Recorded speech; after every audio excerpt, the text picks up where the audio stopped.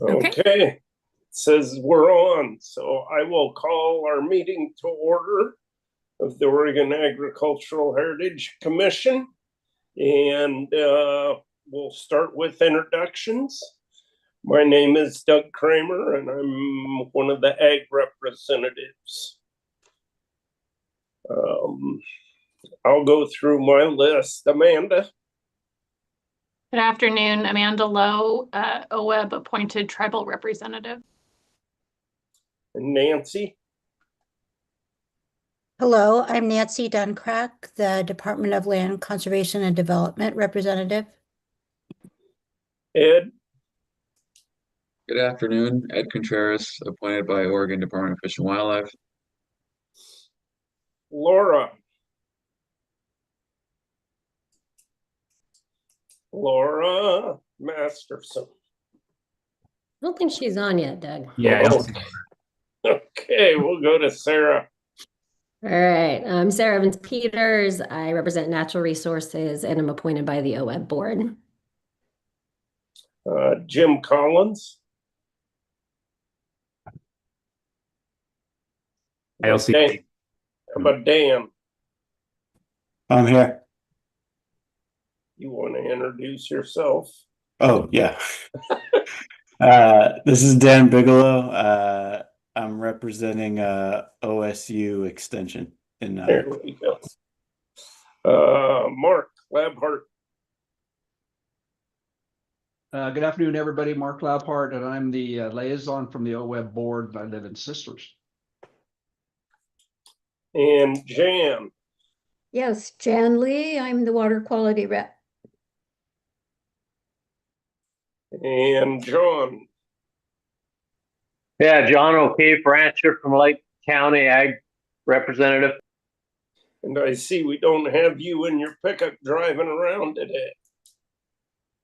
No, it caught me at home today, so that worked. I always enjoy watching the countryside as you're driving around. So, Mark Vargas. Yeah, Mark Vargas. I also appointed by Oregon Department of Fish and Wildlife. Okay. I think my job is done.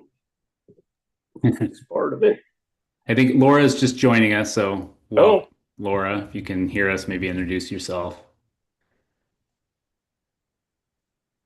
It says her audio's connecting, so. Okay, we'll give her a minute.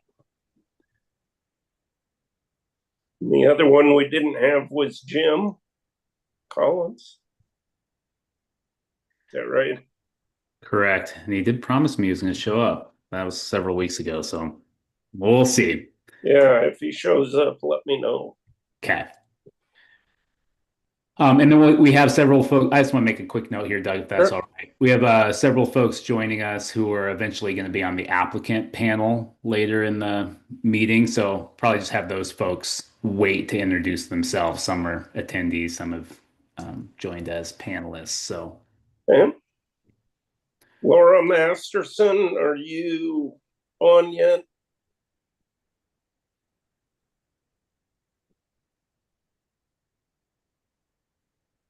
I can work with Laura in the background, see if I can help her with some technical difficulties. Sounds good. Sarah, I'm going to turn it over to you. All right. So we're going to move to the next agenda item, which is public comment. And we're going to open the floor to public comment. And Nicole, do you have anybody? Yeah, so we have no written public comment that was submitted. And if anybody is interested in submitting or in verbal comment, please raise your Zoom hand. And then I will allow you to talk. So first up, we have Carson Kendrick. Let me click the button. And Carson, when you're ready, feel free to start. Thanks, Nicole. Chair Kramer, Co-Chair Evans Peters, and members of the commission, thank you for the time today to provide some comments at your December meeting. My name is Carson Kendrick, and I'm the Conservation Director for the Coalition of Oregon Land Trusts. I represent over 30 land trusts, soil and water conservation districts, and conservation orgs that work across Oregon to protect, restore, and enhance private lands. I just wanted to jump on here quickly today and thank the commission and OWEB staff for continuing the conversation around a scoring rubric by having a panel of OAHP applicants discuss their perspectives and experiences in the program. COLT supports the development of a scoring rubric for OAHP easement applications in order to increase program transparency and ensure applicants know which projects are a good fit for funds and can communicate that with landowners interested in the program. We know this would require significant effort on behalf of the commission and OWEB staff and are happy to support or help in any way that we can. So thank you again for the time to comment today and your commitment to carrying forward this discussion. Thank you so much, Carson. We always appreciate hearing from you. Next up, Natasha, I see your hand is up. Great, thank you. Go ahead. Good afternoon, co-chairs Kramer and Evans-Peters and members of the commission. My name is Natasha Bellis and I am the conservation director at Deschutes Land Trust based in Bend. And I'm providing testimony and comment today in support of OWEB staff's request for a time extension on our Pitchfork T conservation easement grant agreement. Staff at the Land Trust completed all due diligence items for the easement and even produced a near final draft of the easement deed. Unfortunately, about 1 year ago, the landowner became a party to an expensive land use dispute on an adjacent property and put on hold on the easement to decide his future involvement with the property. And unfortunately, this led him to list the property for sale. The land use dispute is in the process of being settled, and the landowner has removed the property listing. The Land Trust is hopeful that we can be able to continue to work on the easement soon. Items left for us to complete are the easement deed and an appraisal. While the landowner did remove the property listing, the Land Trust is in consultation with one potential buyer who would like to complete the easement if it's not already completed by the time or if they were to purchase the property. Thank you for your consideration of our time extension request. The property is in an area of Deschutes County experiencing incredibly high development pressure. Deschutes County commissioners recently rezoned over 700 acres of EFU land nearby. The property also supports an operation that supplies regeneratively raised beef to local restaurants and a full diet CSA. It's kind of a complex situation. I'm available to answer any questions should you have any. Thank you for your time. Thank you so much, Natasha. We appreciate it. Okay, I see no more hands up. I will hand it back to you, Sarah. All right. Thank you all for those who shared comments. And I will hand it back to Doug for the meeting minutes.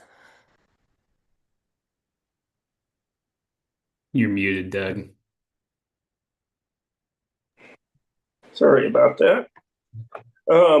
Yeah, so minutes to the last meeting. Has everybody had a chance to review them? And if so, is there any questions on the minutes of our last meeting? Seeing none, I would entertain a motion to approve the minutes. I would approve the minutes of October 8th.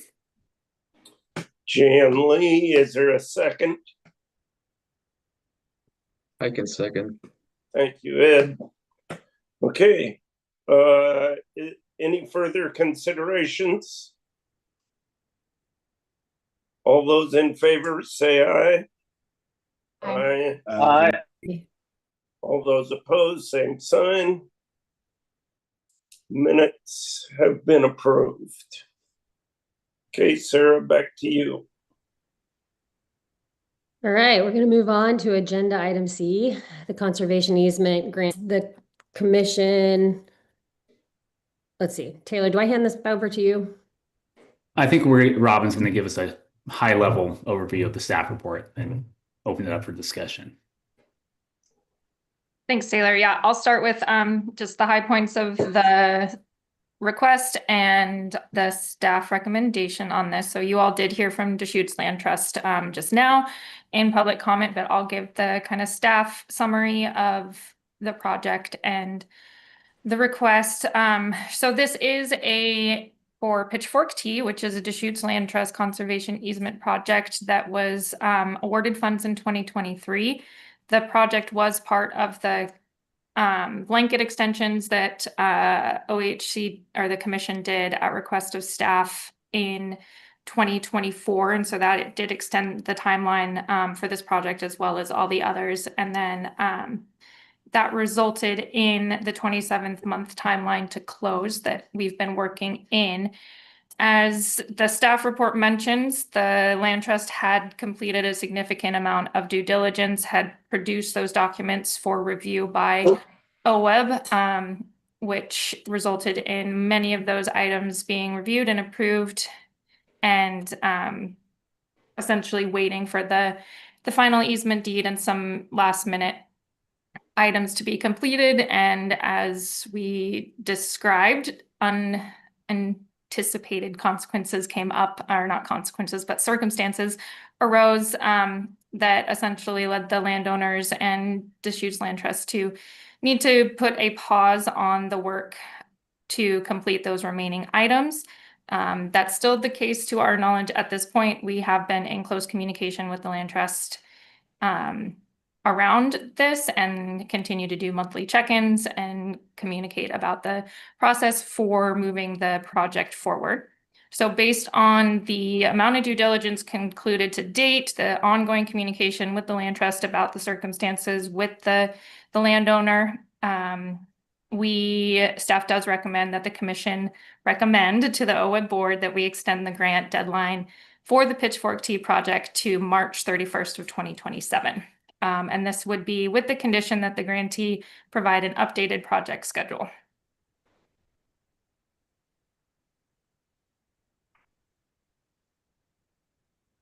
Yes, we will open it up for commission discussion. Mark? Yeah, thanks, Sarah. So is there any issues about, since it's a potential for a 2-year extension of the funding being allocated, set aside and allocated appropriately? Probably it's a staff question. So I just want to make sure that we don't lose any funding that has potential would drop out. Good question. And Taylor, I think I'll let you speak to the way the OAH fund functions in regards to allocations. Yeah, well, I mean, basically how it works, Mark, is the general funds that the program has received, once we receive those, they go into the Oregon Agricultural Fund, which is a continuously appropriated fund. So that those funds don't expire at the end of the biennium necessarily. So it gives us a lot more flexibility in that regard. And Renee, feel free to jump in if there's something else. That's the one nice thing about the general fund dollars and the way the program is set up. Yeah, thank you. Just wanted to make sure. Yep.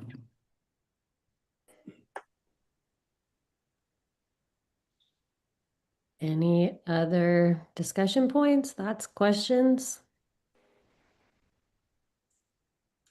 I'll make a motion that we go ahead and extend the timeline on this to March of 2027.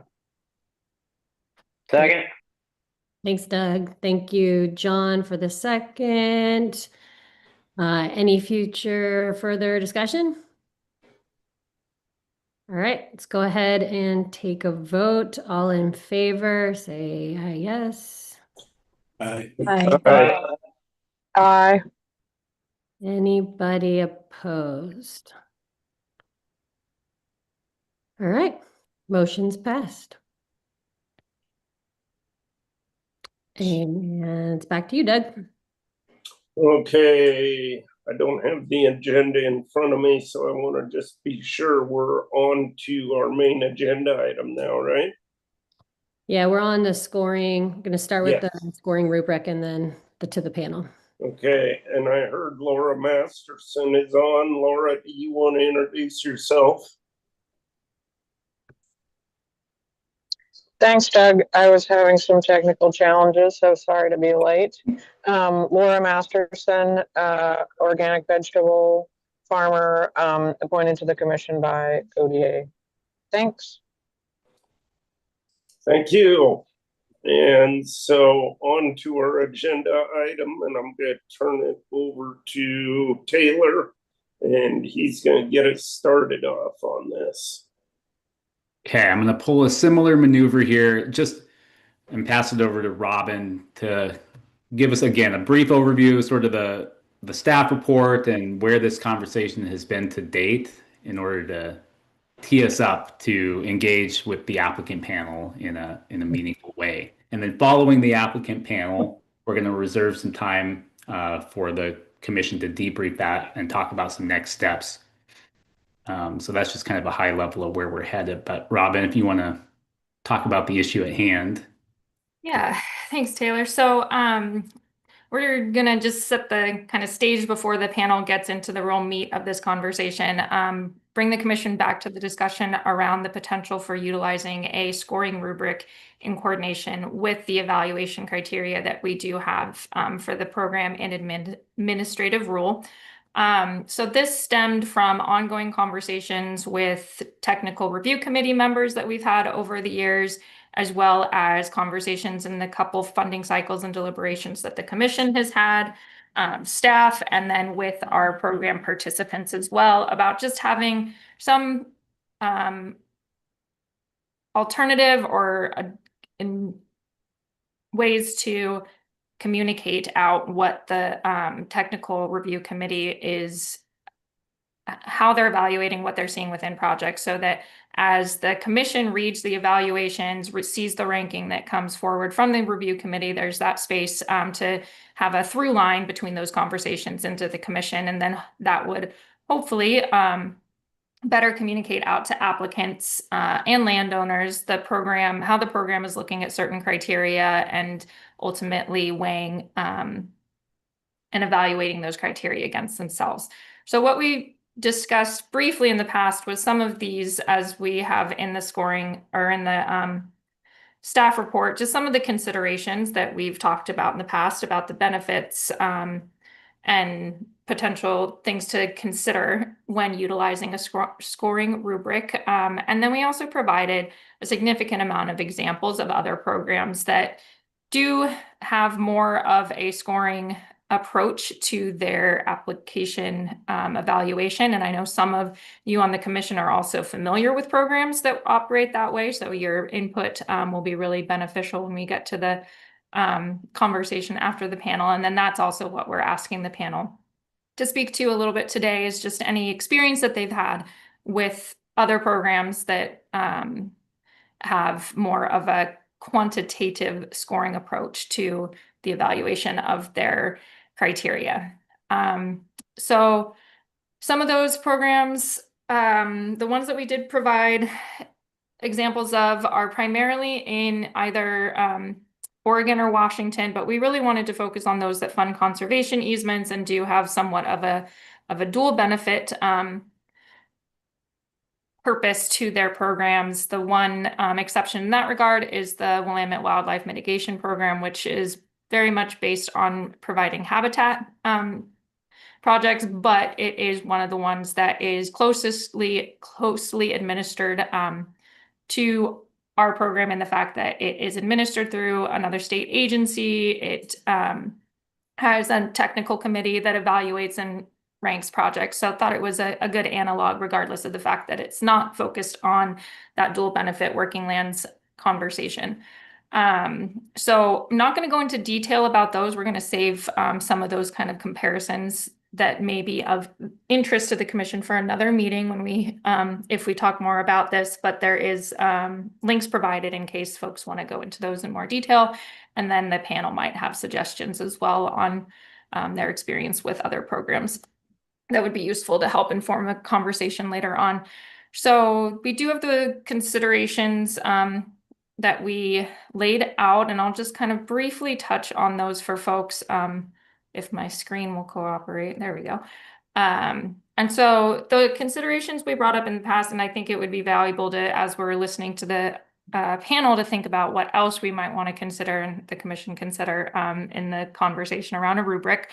So just that first initial consideration of acknowledging that attaching a point range to individual criteria does inherently weight a criterion's importance during the grant review for the program. So we have had that conversation about weighting. Currently, we've talked about the evaluation criteria as them all being equal, and then had some conversations in the past about whether we wanted to signal if any were potentially going to be more considered more heavily than others. And so that is in essence what a rubric would do is would weight those criteria, unless of course you decided to give them all the same amount of points, and then we'll have a conversation about what the value of that is.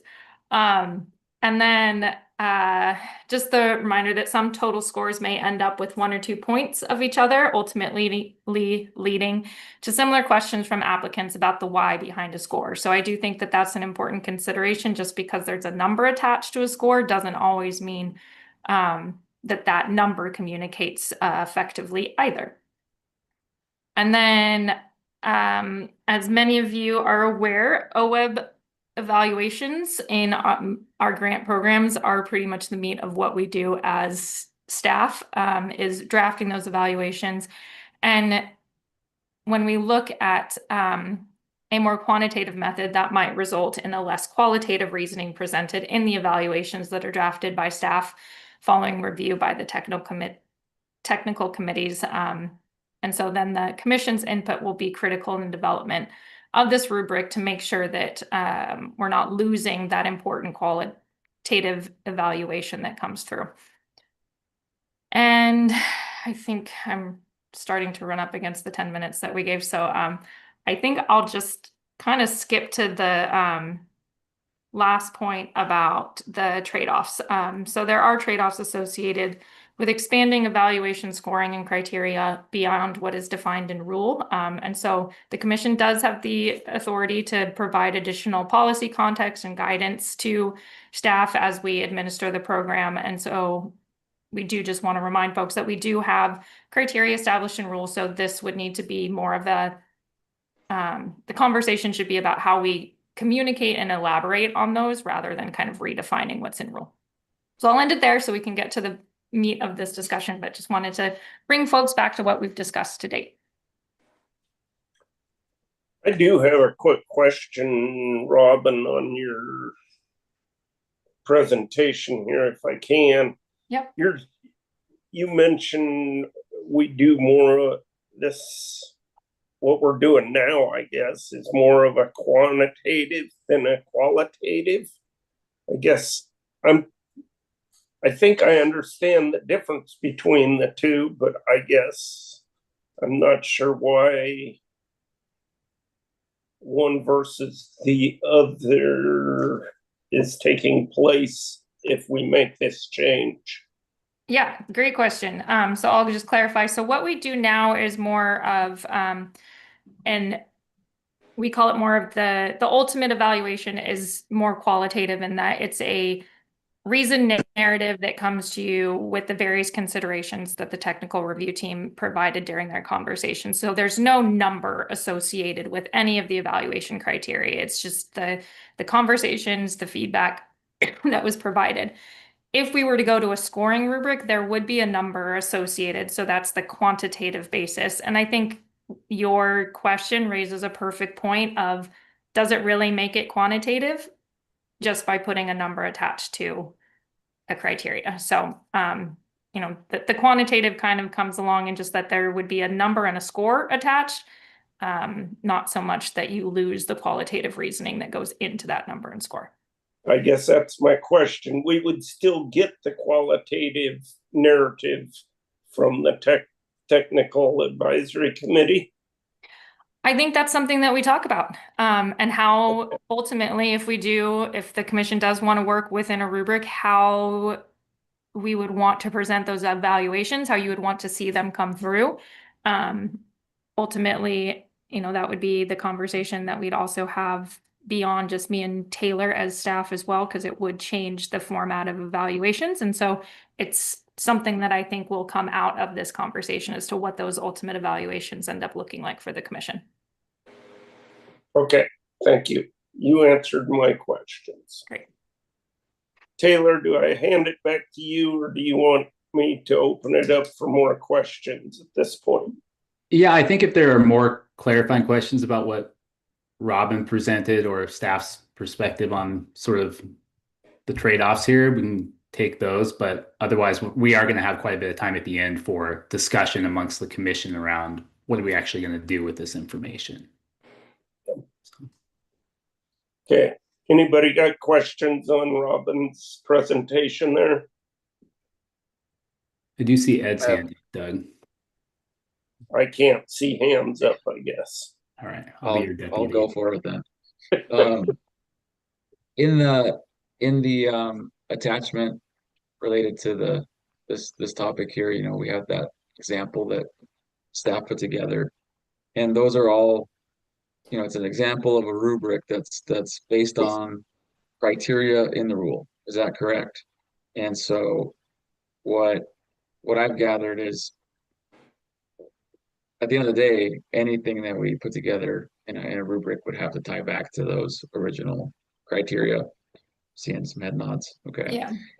And I guess I don't know how to answer. I don't know if there's an answer for this, but related to what Doug just mentioned, you know, I look at the criteria and I think it embodies everything that we want to look at as we assess each property and each project. We spend a lot of time putting that language together. But at the end of the day, when I compare, you know, that criteria to some of the other examples, the other programs, it's hard to, you know, it's not quantitative, you know. How do you know, it's not like what's the percentage of this or what's the mileage, you know, the distance. It's still, there's still a lot of value and more qualitative aspects to answering those questions. So that's where I'm a little hung up on is, yeah, we can attach a score, we can come up with some kind of number, but at the end of the day, it's not like a math equation that we can say, okay, this one scores because, you know, it's this far from this whatever resource, or, you know, covers this percentage of the resource on this parcel. And I think that's where, yeah, as we discuss this, that's where I'm coming from. Okay. One of the things I wanted to make sure I mentioned during our discussions today is just because we're exploring this numerical system doesn't mean we have to change to this numerical system.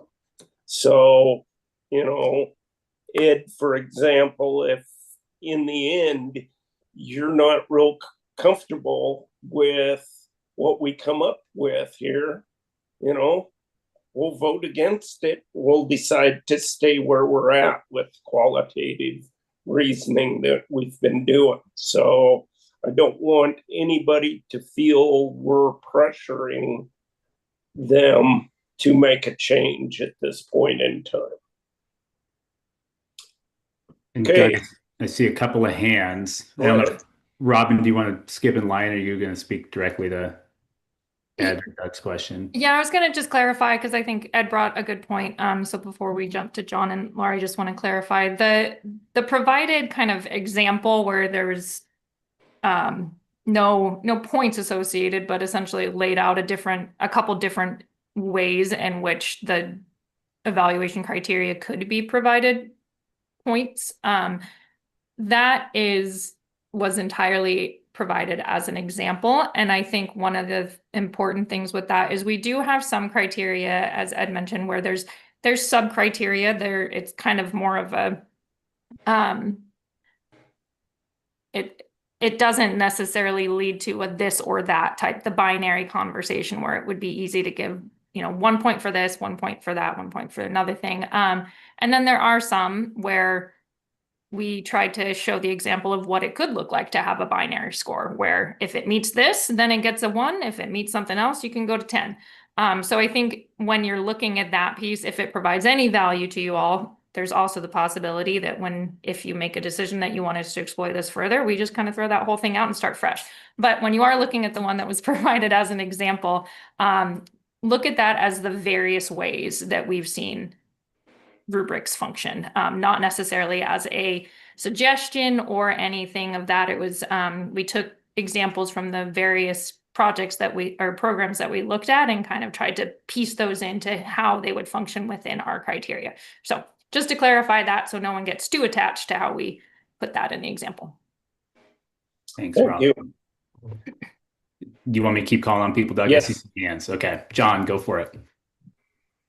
Yeah, I don't have a question. I simply have discussion. And but it fit so well with what Ed was saying. I went ahead and raised my hand. If you want to just handle questions and do the discussion later, I can wait, or it fits with pretty much what Ed said, I can go now. We're running a little bit ahead of schedule, so go ahead and you plant the seed, but if it's going to take us too long, maybe we save the meat of it for later. Yeah, I can say it pretty quick. I see the value in rubrics because of transparency, to give applicants a guide and to give applicants, make sure they're pointed toward the fundamental questions right up front. I do have some concerns.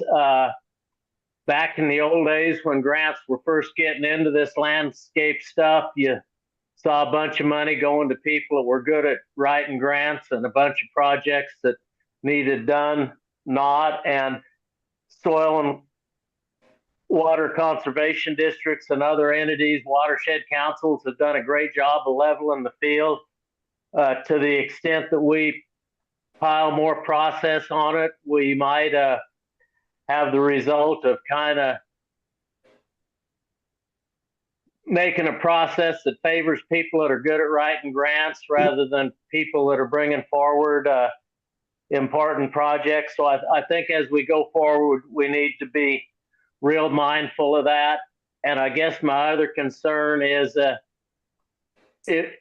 we need to have an end result that has some flexibility. If we get there and we have one project that scores a little higher, but another project that just strikes the board as a much more important, relevant, timely project, I think we need a way to make that known or to address that. So those are my concerns going into this. I'm absolutely not saying we can't create a rubric that doesn't meet those concerns. I think we just need to be sure that's what we're thinking about when we make it. Thank you. Thank you, John. What else we got, Taylor? I see Laura and then Dan.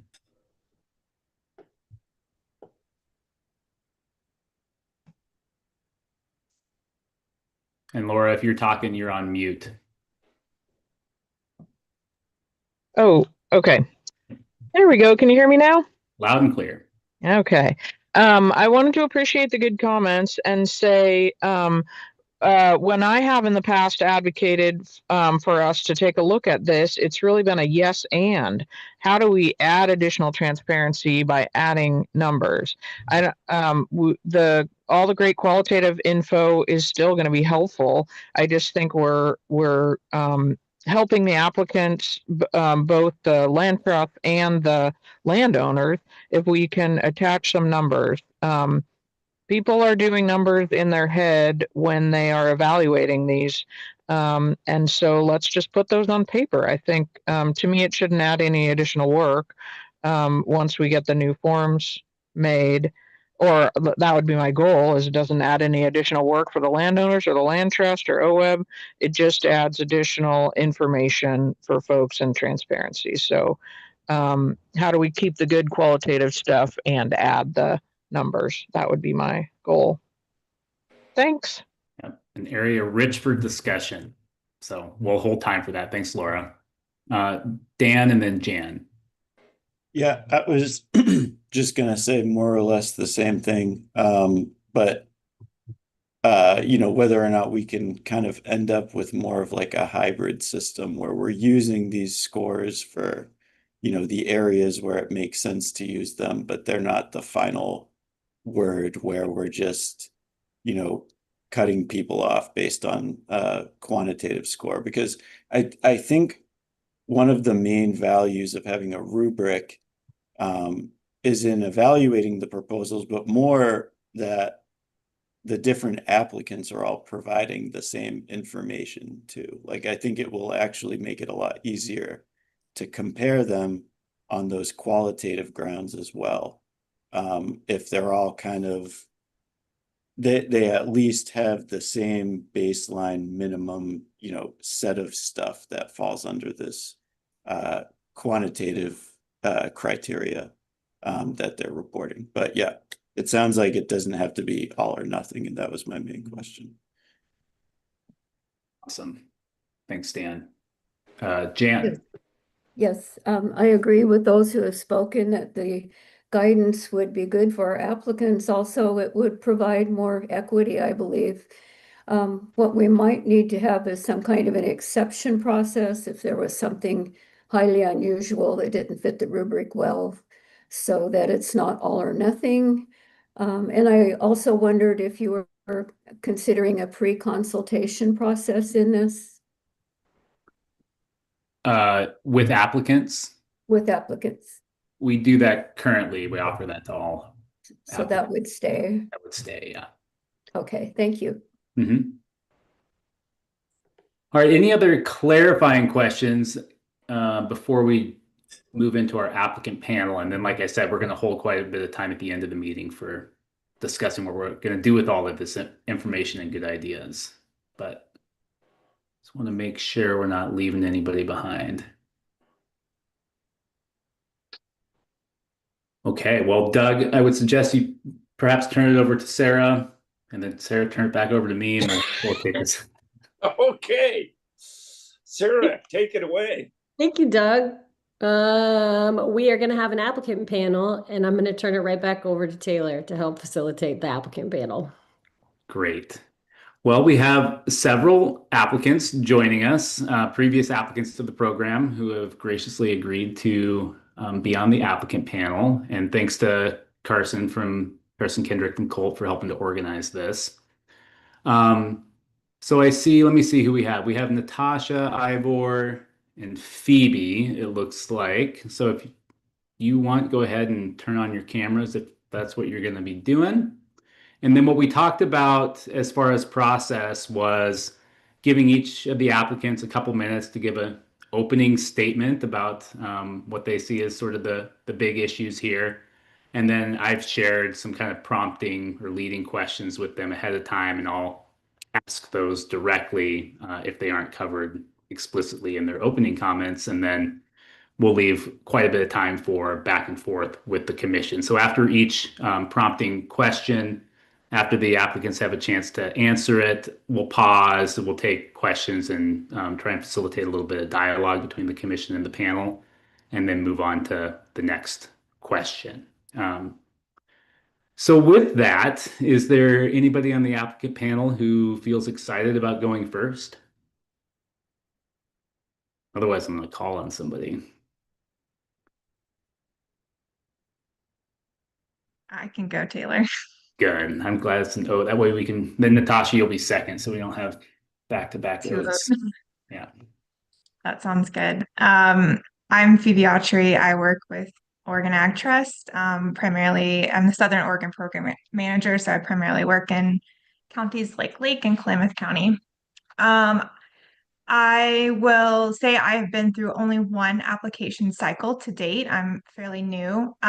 So this most previous application cycle. So I'm providing sort of my beginner context to my thoughts. I think for me, the core reasons why I'm in support of developing a rubric would be around that transparency piece that was mentioned by commission members. Land trusts spend a lot of time developing these projects. You know, oftentimes we're meeting with landowners a year, 2 years before we're even putting in applications for funding. And there's a lot of trust that those landowners are putting in our hands. And, you know, understandably, these applications are pretty extensive. And so one of the things that I would like to see through this scoring rubric is the transparency to allow us land trusts to be able to know what are good projects that we're bringing forward. And I think that because, as we've seen the last few funding cycles, we're working with pretty small funding pools. And so we know that these projects or these applications will be highly competitive. And so wanting to ensure that we know what makes a good OHP project. And I think by not having some metric like a scoring rubric, it is sort of hard to actually determine what truly makes a good OHP project, in my opinion. So that'd be my main piece. I think, I think that's the core of like the other arching pieces. I guess I would just say, you know, I work a lot along with the other panelists with an RCS program, and they do have a scoring rubric, which is really helpful, especially in that pre-application period of time. And obviously, the OHP scoring rubric will be different from theirs, but it helps us evaluate what does make a good ACEP project. And we're able to have conversations with their staff that really are guided with that scoring rubric in mind. So I'll stop there and I'll let my other panelists. Great. Thank you, Phoebe. Really appreciate that. Okay, Natasha, do you have some opening remarks you'd like to give us? Yeah, hi, thanks, Taylor. Again, I'm Natasha Bellis. I'm the Conservation Director at Deschutes Land Trust. And I guess I just want to say a big ditto. Phoebe kind of said it all. That transparency is a really big piece behind this. The Land Trust has applied to 2 OAHP grant cycles, several NRCS, ACEP, AIL grants, and just several grant programs generally that use scoring rubrics. Another one that's, I feel like, helpful to look at, although it's not directly applicable, it's not in relation to land acquisition, but OWRD also has a scoring rubric tied to their water projects and loans, which is also really tied to their administrative rules too. And I do think, to Phoebe's point, it does take us a really long time to develop these projects. And then it also takes a long time to develop the grant application. And I think there's kind of a mismatch where you get this feedback sort of on the tail end of it. And it's not always consistent, or at least, I mean, we've only had 3 cycles now between kind of application cycles. So I think it would be really useful to know ahead of that time, before we spend a bunch of time and before Robin and Taylor also spend a bunch of time, and the technical review committee is spending a lot of time, to know if there are some kind of bright line no's. Like, I'll give an example from last application cycle. I think it was last application cycle, when Blue Mountain Land Trust, I think, put an application forward, and it seemed like it was scoring really high, but there was that sort of in-stream water piece on it. And I think it would have been sort of like helpful to have that information. I know if I was that land trust applying for it, on the front end of things, like that's kind of maybe a harder no. So to kind of help define those areas where if there's some like pieces of your project that are likely going to kind of stop the project from going forward, at least we know ahead of time, and we can save folks a bunch of work, and then maybe, rework the project and bring it back. But yeah, just kind of echoing Phoebe's, like the transparency and the kind of wanting to know on the front end of things where we can do some amount of self-evaluation. And I think I really agree. I think it was Laura's point earlier that both the scoring rubric, like the quantitative and the qualitative, is helpful. So like having that score, but then it's kind of that narrative to help you understand how the review committee kind of got to that score would be extremely helpful. Thank you. Yeah, thank you so much for sharing that, Natasha. And then last but not least, Ivor, you want to give us a few thoughts? Yeah, how's that? Yeah. I think, I'm going to try not to be redundant over Phoebe and Natasha's comments. I think they kind of summed up most of what I was thinking. A couple thoughts I had I wanted to share with, I think, Robin and Taylor have already heard most of this from me, and, but for the benefit of the commission, I think, I think that this program over the long haul, we plan for it to be there and to be better funded in the future. And I think it's going to get really competitive. And so I think that it's just kind of in everybody's interest that we only bring you guys the best projects, and and we maybe look to other programs or other strategies for other projects that aren't as good of a fit. I would say that I think that just broadly, a good scoring regime does a whole bunch of good things. I think it makes the technical review teams work much easier. And I think it makes it easier for applicants. And I think it'll also even potentially make it helpful for the commission when they evaluate staff recommendations. Because I do think that to address that issue about maybe the worry about not having as much subjective consideration included in these projects. I don't think that's true at all. I think that the TRT can easily, add a comment with each question that explains why they got the score they got. I don't see that as being a big deal. But I really think it makes it easier for everybody. I just wanted to point out, I think I've told maybe Robin about this, but I used to have to apply for funding from this Florida program that was for fee land acquisition, and they actually had a pre-scoring sheet, and now it's a requirement that you pre-score your project before you submit an application. So that it's so competitive that they want to make sure that you're doing your own job to weed out your projects that aren't a good fit for the program. And so they're like going to the other extreme. And that document, which is a PDF, it's easy to find. I'm happy to share. But I just like, oh, that makes so much sense.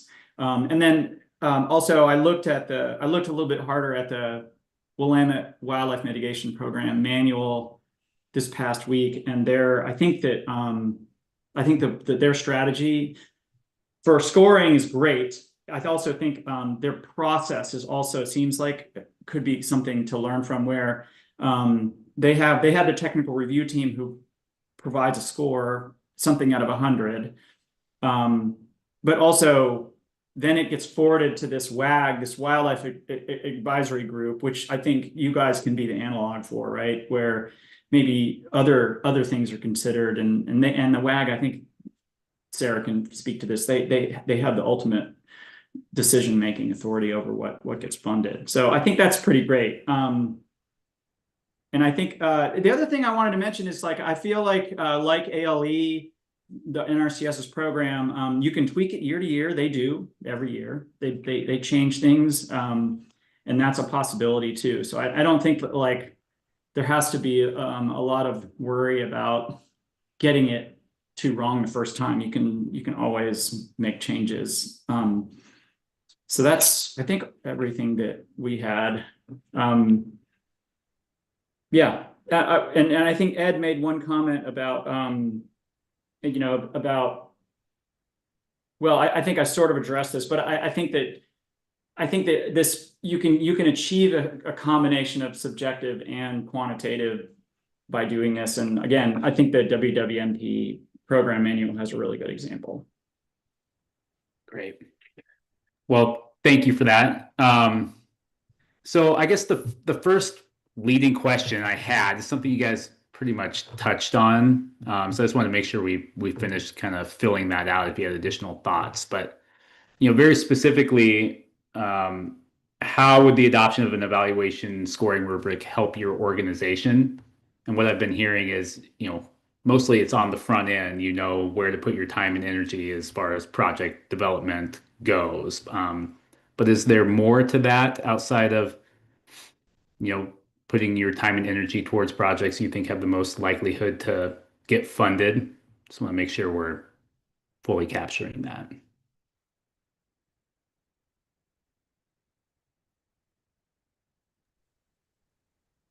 Go, Ivor. You look like you're about to speak.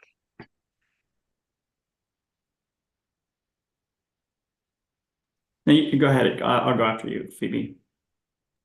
I was just gonna say, I feel like I was gonna say I've said kind of what the ways that it would help. So I didn't really have too much to add to that specific question. Yeah, figure most of your opening statements would be focused on that question. So, well, we can come back to that. Let me ask the second prompting question, which you all didn't touch as much on, but just ask you to kind of play devil's advocate a little bit here. But what do you see as some potential challenges that could arise if we were to adopt a scoring rubric in this program? you know, what new problems could it create? What little problems that exist now could it make bigger? Not necessarily that it will, but things to keep an eye out for. Natasha. Yeah, I mean, I think that there's still room for sort of inconsistency, right? Even with scoring, you know, between two applications, potentially wondering why either one scored higher than the other when maybe they're very similar, or maybe they're, you know, very similar, and yeah, one is just being scored differently. And I think, you know, my understanding is by the same body of people, which I think creates challenges. Yeah.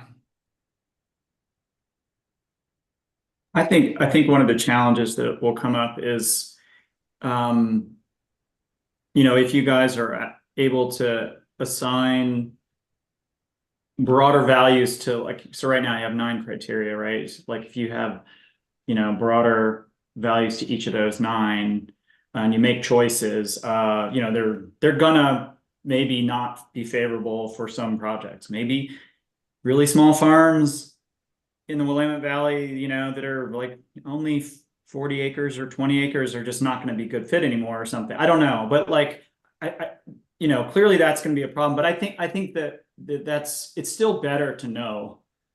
It's just better for the landowners and applicants just to know on the front end. So yeah, disfavoring certain types of projects is going to be one of your unfortunate realities, I think. Yeah, and I think I would just add, like, sort of what Ivor said in his initial comments is like, this is, I don't think any of us applicants expect like you guys to develop a perfect scoring rubric and everything be great, and then we just call it a day. Like, this is going to be a dynamic process, and like the NRCS scoring rubric is reevaluated every year, and maybe that's, you know, I'm not saying that you guys necessarily need to expect to do that, but especially early days, I would imagine that maybe there might be some growing pains, but I think that that's just a natural part of the process. And to whatever extent like it's appropriate, I think applicants would be willing to help develop / provide feedback as the process kind of evolves. Well, that's the perfect segue into one more leading question I have, and then I want to kind of open it up for commissioner engagement here. But you know, what I was hearing initially is that you know, an established scoring rubric would be very important for project development. These projects take several years. It's, you know, relationships are, you know, need to be built, and details need to be fleshed out.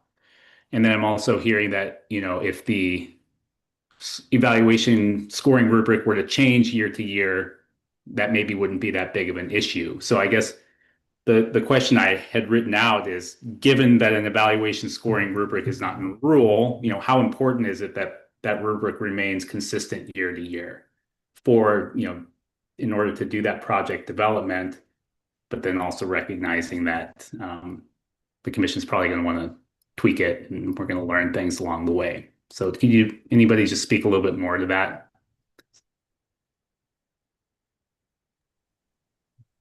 I'll just expand on my thought. I don't feel like it's that impactful. I think the things that I would request is like transparency when that scoring rubric might change, so that we have lead up time.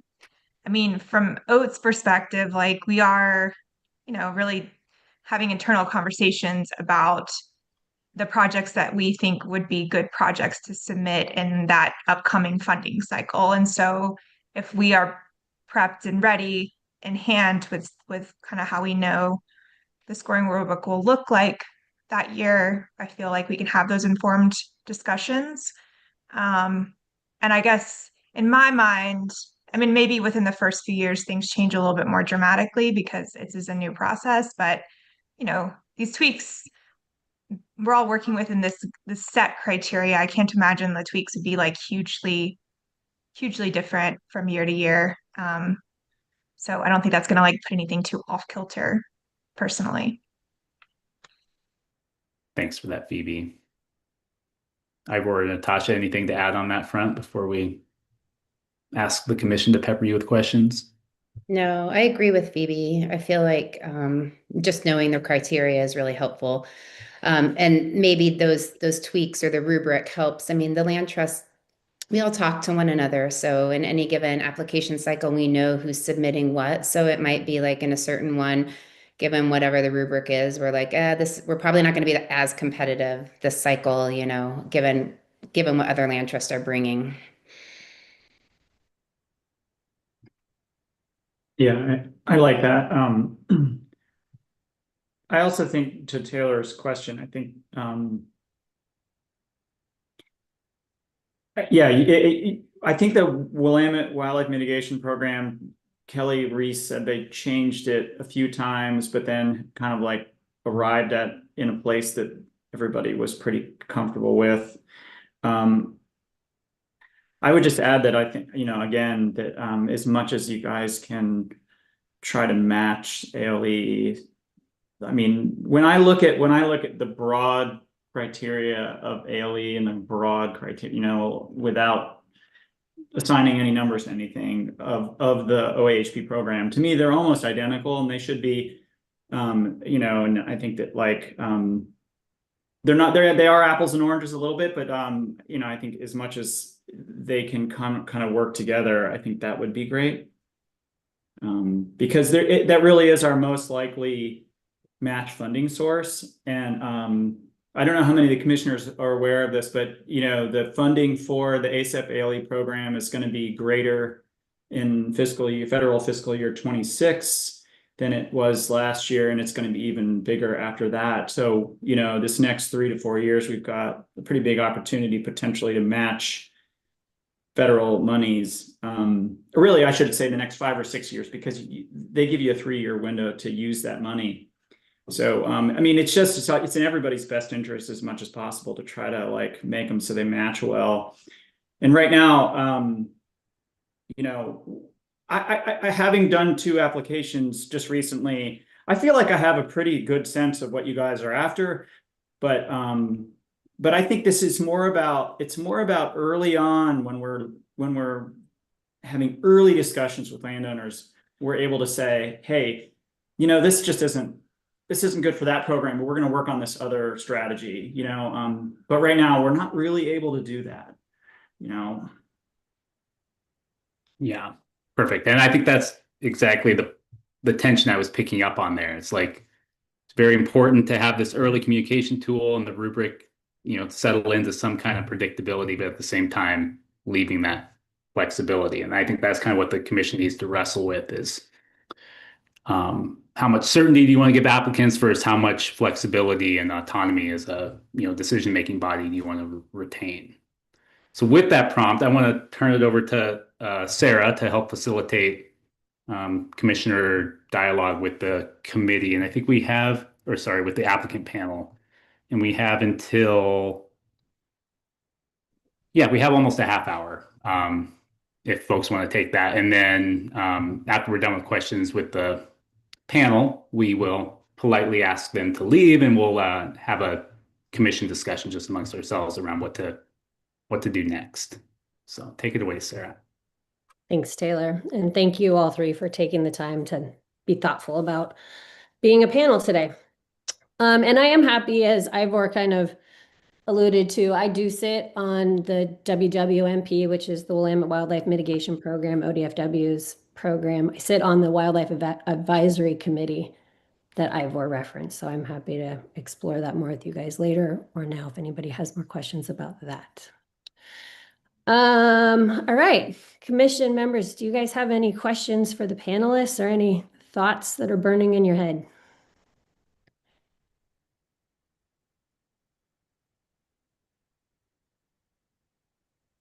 I can start. I have one other thought, and the fact that I thought a lot about, you know, transparency, more transparency. What does that mean? What are we lacking? What does that actually translate down to? And I think that all of us on the commission agree that more transparency is better, saving people time and applications is better, making it easier for reviewers is better.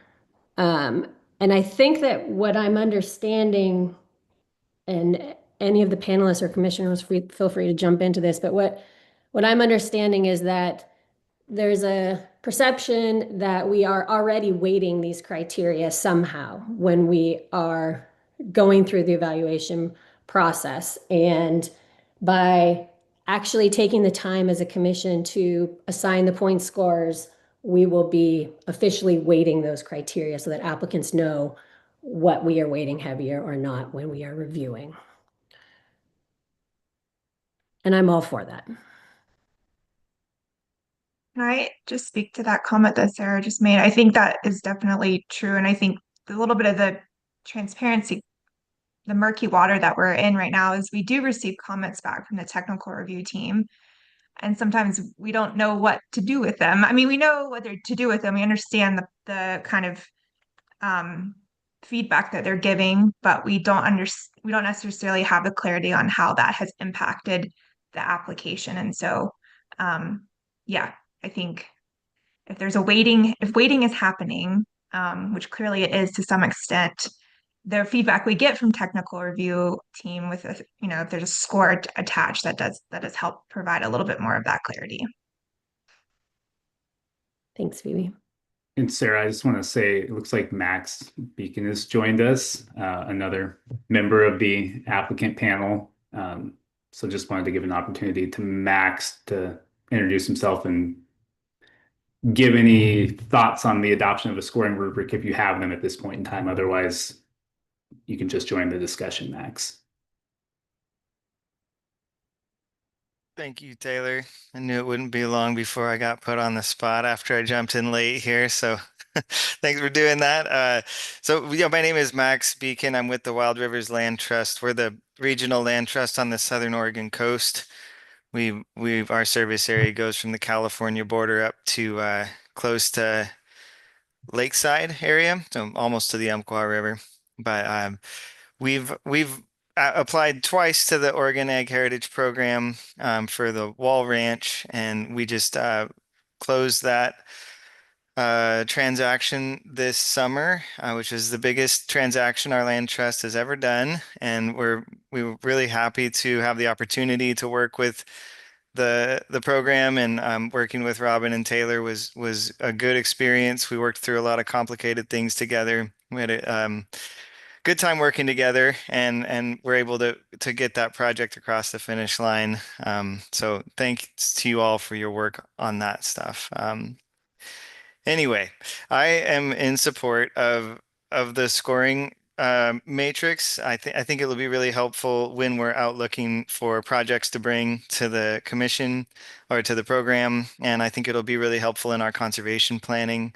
We're hoping to we're not hoping, we will be doing a new conservation plan this year. And if we have some information about that, the various grant programs, we can kind of project those criteria out on the landscape through some GIS layers that we've developed, and just through, working down here and knowing places and people and things, and we can kind of figure out where is the highest priority to work in geographically to get some high quality projects to bring back to the program. So those are the ways I think it'll be the most immediately helpful to us if it happens. I hope it does, and I wanted to tune in and share that opinion. And thank you for the opportunity to speak with you all. And apologies for being late. I had another thing I couldn't get out of, but happy to be here. And thanks for the opportunity.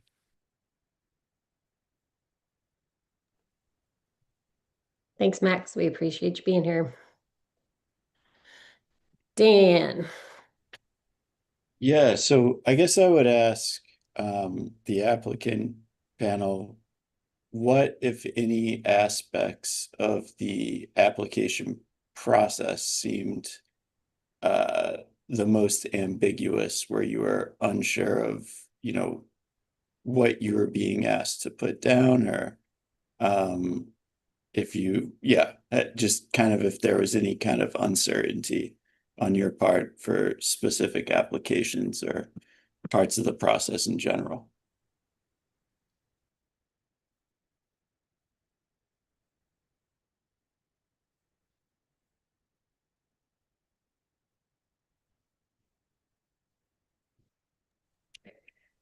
I can Go ahead.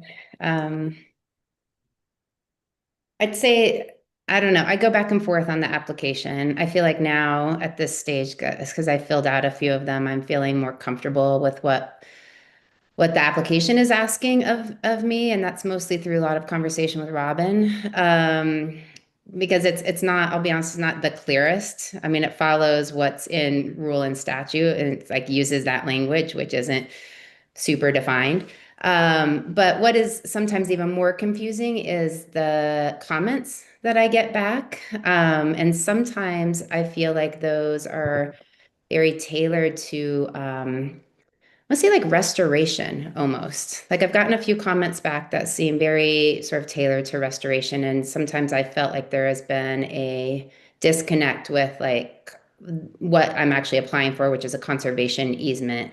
And kind of potential restoration that might accompany that, right? And to me, they're very different things. And they often go hand in hand. A lot of the landowners we work with do a bunch of restoration on their property, but that the easement that's not from our land trust perspective, the point of the easement often.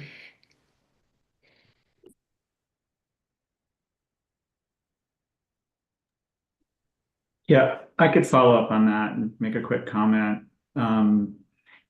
Dan, I think, you know, one good example of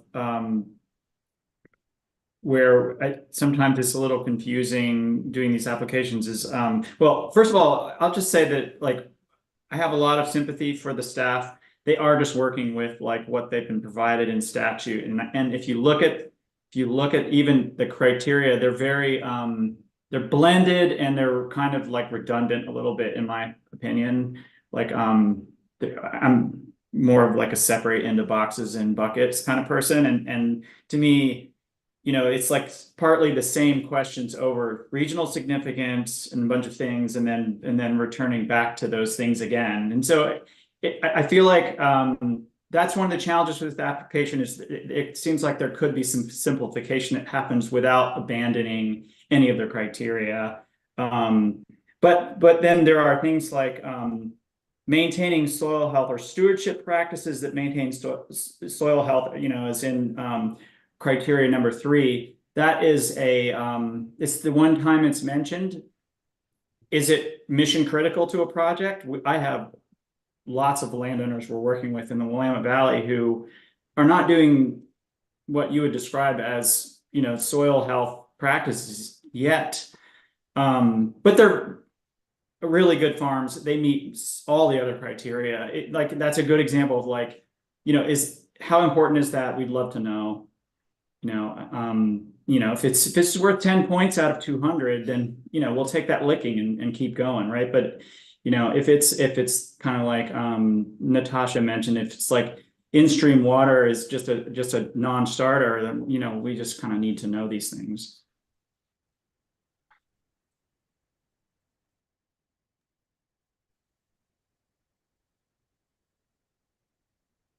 Thank you, guys. Dan, you have any follow-ups, or does anybody else? Yeah, thanks. That's helpful.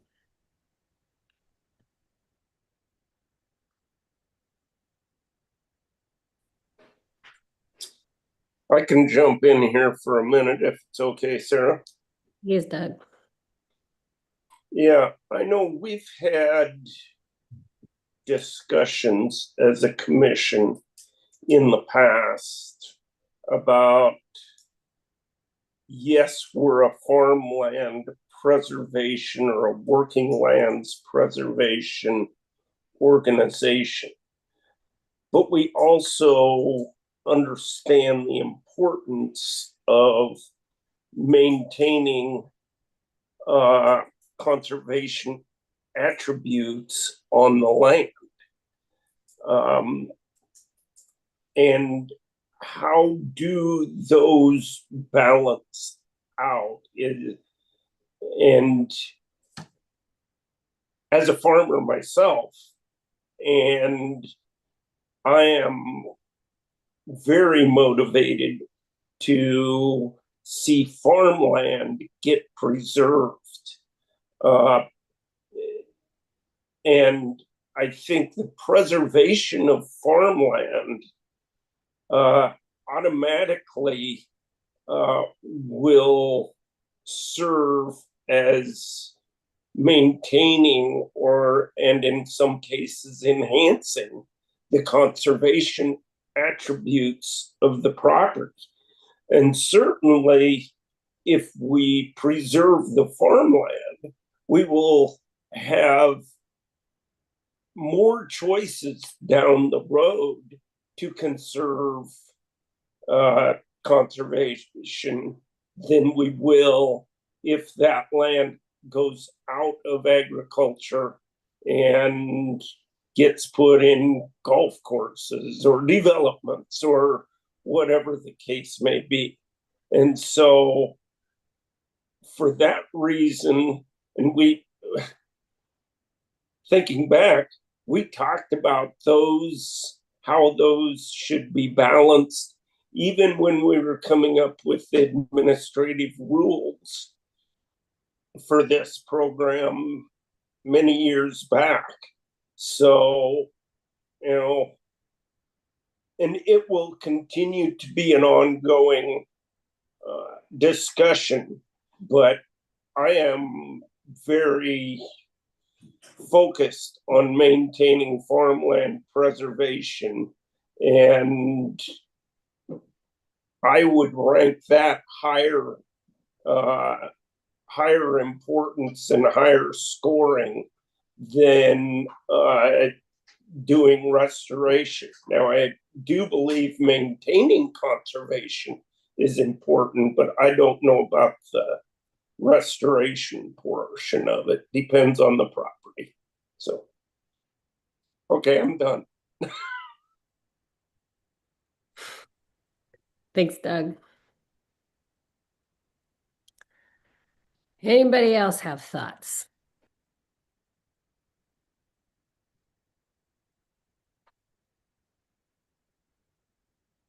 And this is an information only item, so we don't have decisions necessarily to be made today, correct, Taylor? Yeah, that's correct. I mean, I think once we're done with questions or thoughts to share with the applicant panel, I do want to kind of shift the focus to some action planning for what we want to do to get towards a decisional meeting. But want to we got these smart, experienced folks here. I just want to make sure that if the commission has questions or wants to engage with dialogue, we have the space, because we do have another 10 minutes scheduled for this. So if there's anything you've ever wanted to ask an applicant on the public record, now is the time. Oh, good, Laura. Go for it, Laura. You're muted. Okay. All right.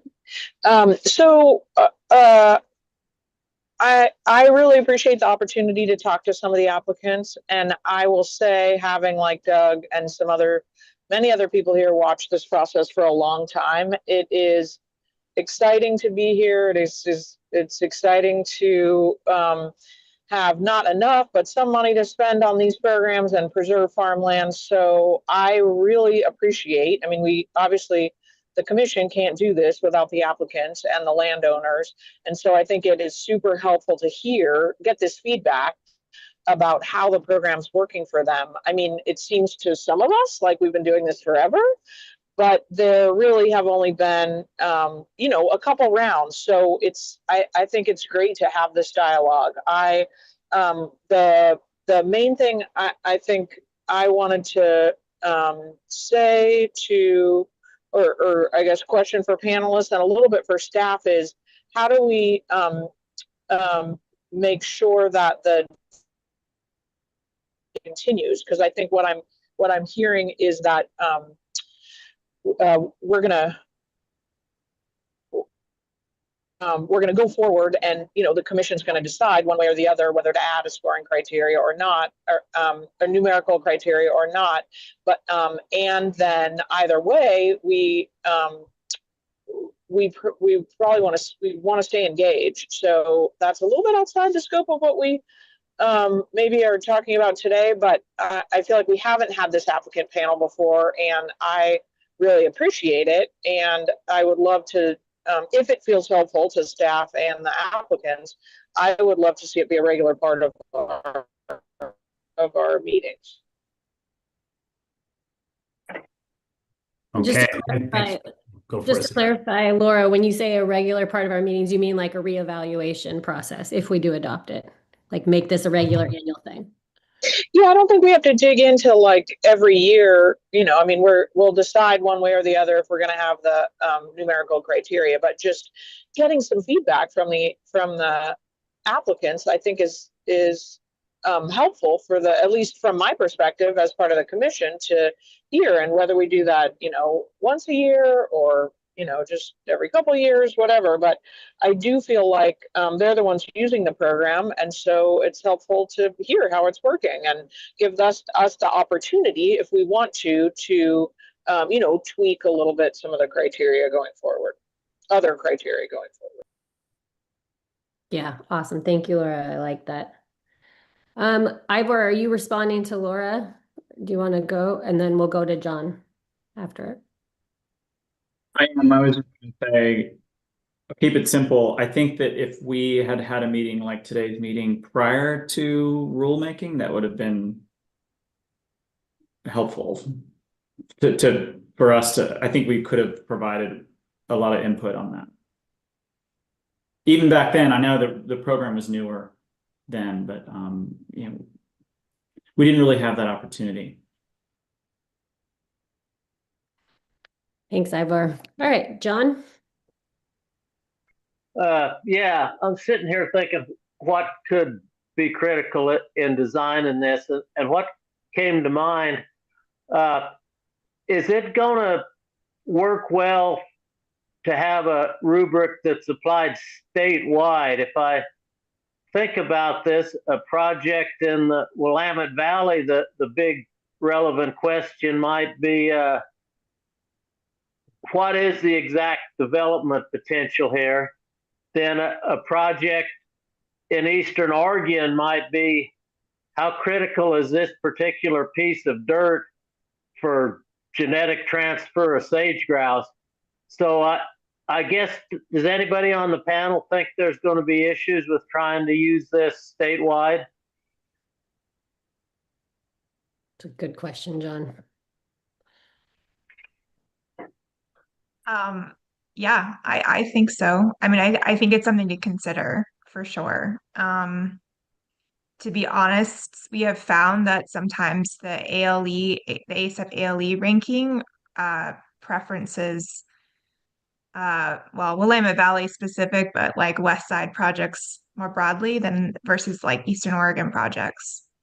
Not to say that's always the case, but it's definitely not the case.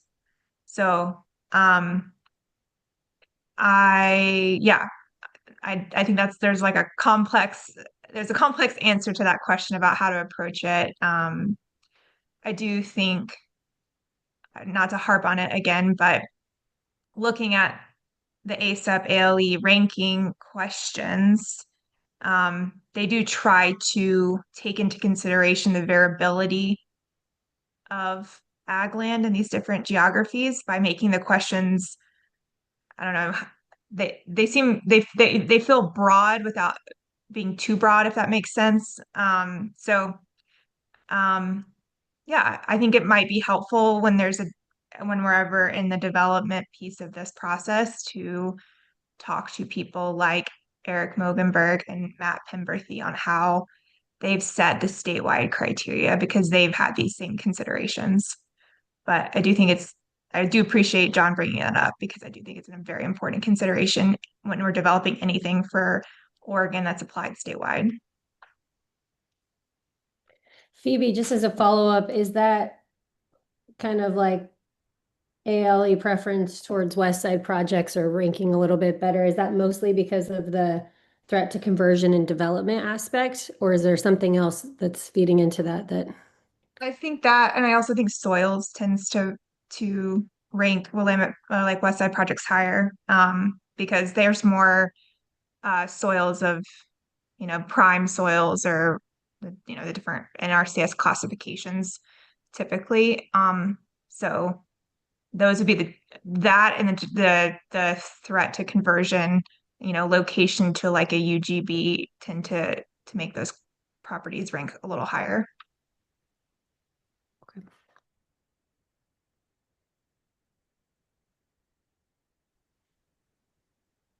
All right, any other questions for the panelists? Laura. Just a clarifying question. It seems like this tension that John's talking about between east side and west side, and I mean, even the, all quadrants of the state is something that we've grappled with before, or for the entire conversation about the program. And so I don't see an addition of a numerical evaluation criteria. Adding the numbers doesn't change that. I think it's always up to the land trust in that region to make the best case they can for why this is a super important piece of farmland to be preserved, based on the most important criteria in their region. So yeah, I just wanted to clarify that adding numbers isn't going to change that. We're still going to have to grapple with that to some extent, but we did that before and we'll do that after. I think also just in general, make sure that what we're adding is improving the program, but it's not going to make it perfect, right? And we don't want sort of the perfect to be the enemy of the good here.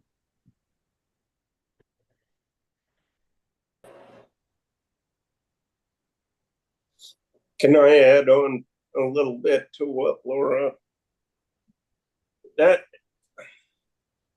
one of the reasons I think it's important that this commissioner have the ability to move these properties up and down in that numerical order. I want to do the rubric also, but I want to have that flexibility we talked about earlier, because I think there's some areas of the state that might struggle with getting those numbers up, just because of some of the weaknesses, whether it be soil types or even lack of threats of conversion. So we need to have that flexibility to move a piece of property up if we see fit. Amanda. You are muted still.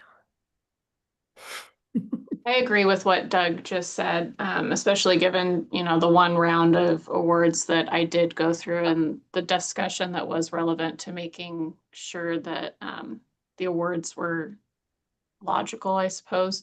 It does seem in the scoring rubric draft example, at least, that the staff provided us with, the scores seem to be more based on how well the applicants answer the question, not like the quality of the project or the quality of the land. So maybe we can have a little more discussion on what that could look like, because I think that with that being applied to the technical review team, that gets some of the ambiguity out of that concern of, ranking projects geographically. It has more to do with how well they answer the question.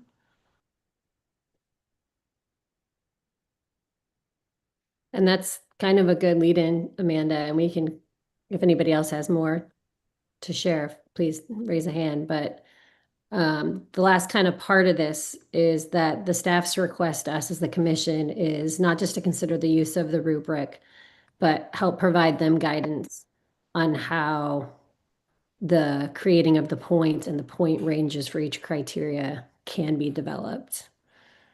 That's kind of the next part, is how we want to see this happen. Can I jump in and ask one more leading question? Just what I'm hearing coming out of this discussion a little bit. So to Doug's point that I think is really important, that if the commission is going to maintain some autonomy in decision making that isn't tied to the scoring rubric, how I should have formulated my question before I opened my mouth, but how much of the problem is a scoring rubric used only by the technical review team going to solve if the commission can still move the projects around at, at the last minute, basically at the commission meeting? And that may or may not be tied to the evaluation scoring rubric. Is it still a valuable tool if we have that kind of two-step process where the technical review team is using the rubric and the commission is informed by that, but ultimately not bound to use that same rubric?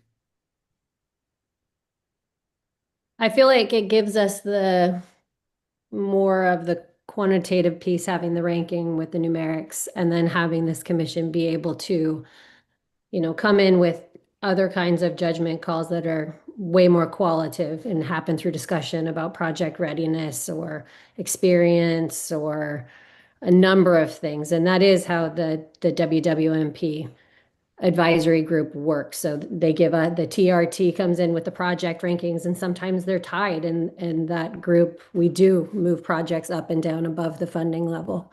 It's not often, but it does definitely happen. I would think the commission would be real hesitant to go switching projects around unless they felt real justification that they could voice very clearly.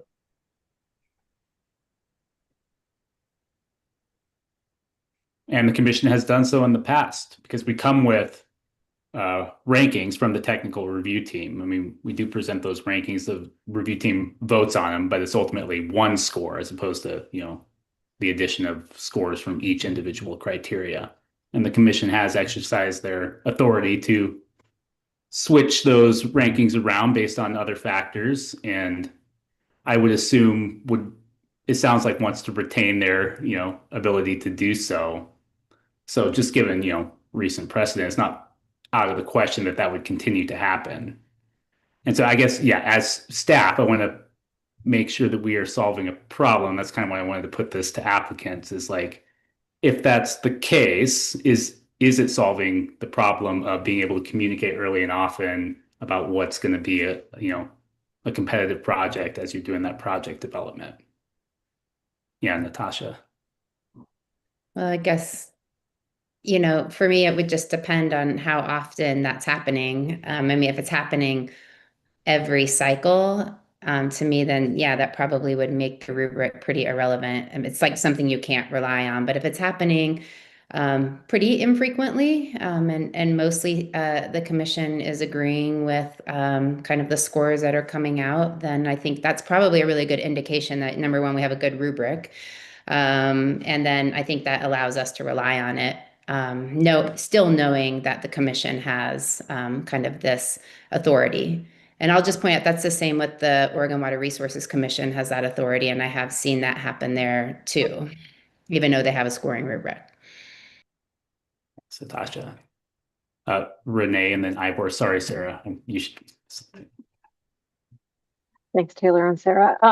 So I appreciate, Taylor, you flagging that. Thanks, Natasha, for the feedback. I think that is one of the important areas where we will need the commission to be all in on building this and informing what is weighted more heavily or differently than something else, in hopes of, you may not be able to know every individual case that's going to come before you, but if we can get out in front of some of that by starting to think through what are those collective things that are important to you, given the different entities that you represent, and do our best to try to get at that in any kind of rubric development, and knowing that there may still be those unusual instances where something, there is a timeliness, a readiness issue, something like that, as Sarah mentioned. But really wanting to make sure, and I think, Taylor, this probably is a good pin in, we will be having another meeting before we have a decisional meeting on this, I think, to be able to get into some of the nuts and bolts about exactly some of that weighting to get at this, not just having a tool for the reviewers, having something that is useful in the commission and then the transparency process to applicants. Thanks. Ivor.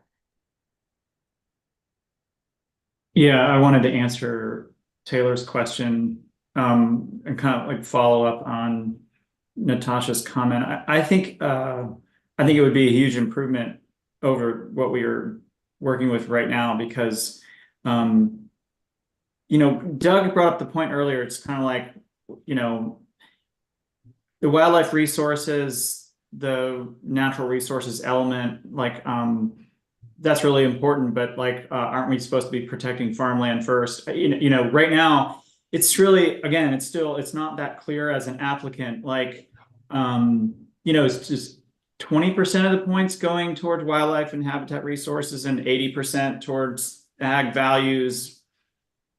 We don't know, but at least you're not, it would be a start on that, you know. And again, like I'll just say I come from like a really wildlife habitat based land trust background. I'm like, my heart is all about wildlife programs and, you know, but I think that like something to keep in mind is that there currently is just no match for the NRCS ASAP ALE program in the state. And that's really what the purpose of this program was developed for. And I think OWEB has a lot of other programs that are focused on wildlife habitat. So it's like, you know, I think that's something that's important to keep in mind as the, like, you know, the commission jumps into this and I think to follow Renee's comment, I think that this will take a couple meetings for you guys to kind of to work through this. I think it's hard stuff to decide on, you know. Mark, then Ed. Well, I debated on whether I should weigh in or not, Sarah, on this, but I'm, as usual, I am going to weigh in. So a couple scenarios to think about for this commission is, you know, the technical review team is doing the hard lifting behind the scenes of really reviewing in detail what the commission doesn't have time to do. And so the recommendations that come to you as a commission should be taken with a huge amount of weight. But that also, in the same sentence, in the same voice, in the same breath, is that you are all independent members of a commission, and your voice is not to rubber stamp everything that comes to you. You are to look at what the technical review committee has presented, and then with your own background, your experience, your knowledge, is to review that. So we have the same issues on the OWEB board. There are some times when we have projects that come to us with tremendous staff input to review teams from around the state that look at it. It's very important that the OWEB board see that, but there are times with the OWEB board where we have changed some of the recommendations that come to us or changed the priorities of projects that come to us. And it's not that we're overriding a technical review team, we're just adding some more criteria based on our knowledge and experience. And I sit on the Fish and Wildlife Commission. We do the same thing. We have projects that come to us, but we are not going to just rubber stamp what the staff presents to us in every case. But we do put a tremendous amount of weight on the staff presentations. But as Fish and Wildlife Commission members, that's not what we're appointed to do, is rubber stamp everything. And so we use the same criteria of knowledge, skills, and abilities, and ask questions of the applicants, really try to dive into things. And so we still have the authority under our rules to make some modifications, and they have to be justified with a significant amount of things if you're going to change the staff presentation. So I'm not trying to you know, give you directions, just that there are some things that you might think about as we move this process forward. Thanks, Mark. Ed? Yeah, I was just thinking about the comment that Taylor made, and I'm not trying to put you on the spot, Taylor, but where I feel like the commission has used our discretion has been more in the funding line than the ranking. Like in the last round, we didn't change the ranking. We changed where the funding line was based on, you know, looking at each application, and as a commission discussing what we thought was a fair allocation for specific projects, but the ranking never changed. And what I've heard from the applicants has been more in they're looking for clarity as how the technical review team is getting those scores and get, what kind of feedback they're providing. And so I want to put that out there. Is that a fair assessment, from an applicant standpoint, how this commission and with support from staff and the technical review team, where those allocations have been made in the last funding pools, because you guys have been part of those, what is the bigger issue here? Is it how those applications are scored or how the final selection has been made? But I feel like that we're kind of circling around that question.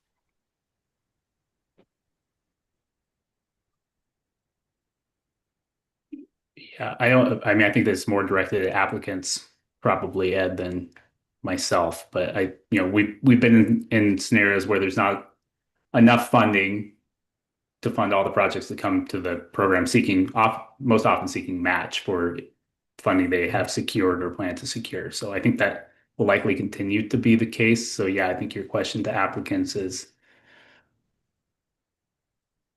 do they want more certainty on how they're going to rank in the TRT process, or more certainty around whether or not their project will ultimately be funded? Is that true? Did I capture that right? Yeah, I think at the end of the day, right, the funding is probably the ultimate thing, but I just wanted to clarify as a commission, yeah, we've used our discretion and where the funding line ends up, but we haven't, and we might have opinions on how things are reviewed, but we're not moving, the ranking around, as I recall in the last round.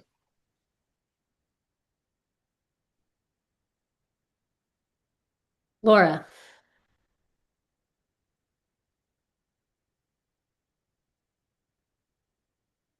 You may have to unmute. Oh, where'd Laura go?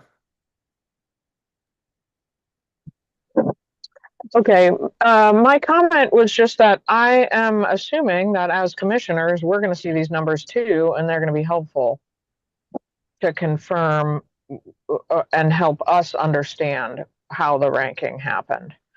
Is that true? And I think, we have talked in the past about how that would be helpful, not just for the applicants, but for us as commissioners. So, I guess my question is that true for staff? And then other commissioners, do you agree that that would be helpful for us as well? Well, I can answer quickly as staff. Yes, if that's what the commission ultimately wants, then that's how we'll develop the rubric and share the rankings. But that's what we need to work out over the next, 1 to 3 meetings, is what that rubric looks like and how is it used. But if other commissioners have thoughts on that, go for it. Yeah, I agree with Laura. I would like to see how things score before meetings. Yeah.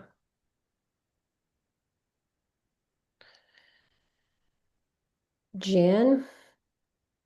Yes, Natasha referred to the Water Resources Department. I'm a commissioner for water resources, and we often do make some different changes than what maybe the technical team had advised, not only in which projects would proceed in what timeline, but also sometimes changing the funding as Ed had related.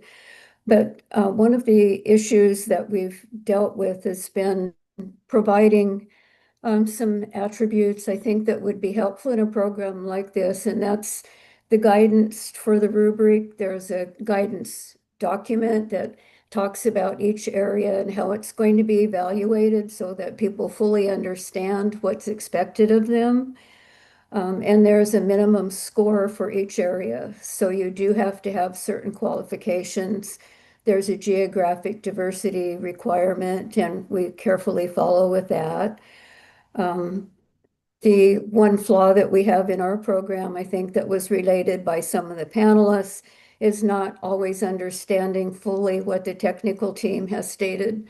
So I think it would be important for the technical team to also have that rubric and the guidance, the same one that's given to the applicants, and to be expected to relate in common language what their issue might be with not funding a project, or what their evaluation was that would rate it differently.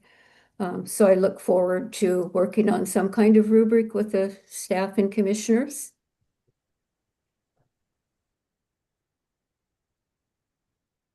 Thank you, Jan. That's really helpful context. Okay, does anybody else? We're coming up against some time, right, Taylor? Uh-oh. We are, yeah. It looks like Max, I think Renee has a thought to share as well. And then, yeah, I do want to just reserve at least 5 or 10 minutes here at the end to walk us through next steps. I just wanted to say, as just answering the question from the applicant perspective about the this group's role in ordering projects or recommending projects a certain way for funding. I think that from my perspective, understand that the staff recommendation is a recommendation, and that the commission is adding their whole body of experience and on top of that. So I think that we understand that each cycle the projects are competing with each other, and that it's not the matrix or the rubric or whatever we're calling it is not going to make everything super streamlined and easy. I mean, the process is still going to need to be what it is, but I think that it will provide some kind of crosstalk between what the landowners and the applicants are talking about, what the applicants and the staff are talking about, what the staff and the commission are talking about, so that we've got a more streamlined way to share information about these projects, to make sure that what the commission is getting is what the land trust applicant, there's just several layers to go through there. So it's just a process improvement, in my opinion, that'll help communication, but I don't think it necessarily has to fundamentally change the way that these grants are being made. So yeah, I just wanted to toss that opinion in as a response to a couple of those questions. Thank you, Max. Renee? Yeah, just a couple things. I need to jump right at 3, so I just wanted to make sure to mention. So one, I do think that as we embark on this process, and Robin and Taylor gave us a good start, even with the examples, knowing they were just examples, just making sure we have that connection back to statute and rule, because some of what the discussion I heard about, is this really a kind of a dual benefit program? This is a dual benefit program. That was well articulated in statute. I do think, to Doug's point, the language in statute and in rule talks about protect, maintain, or enhance. So I think that signals that, to Natasha's point, restoration is not needed necessarily. If we need to kind of rein in or create lanes, to be clearer on that, I think we do still need to be able to signal, protect, maintain, and enhance those natural resources, fish and wildlife values, in addition to the agricultural values. So just wanting to make sure we're kind of having that touchstone to statute, but then also ensuring, and Robin described this up front, and Jan described it well with the Water Resources Commission, just creating that through line from administrative rule to any rubric to guidance materials to the maximum degree possible, so that we do have common language from, say, a technical review team or a review committee that's using that, coming to the commission, advancing a recommendation to the OWEB board, and then making sure that those scores do have logic that connect back to any qualitative or narrative description. So applicants aren't confused, wondering what part put me at number 6 in the ranking as opposed to number 1 or 2. So just, I think, ensuring that consistency throughout.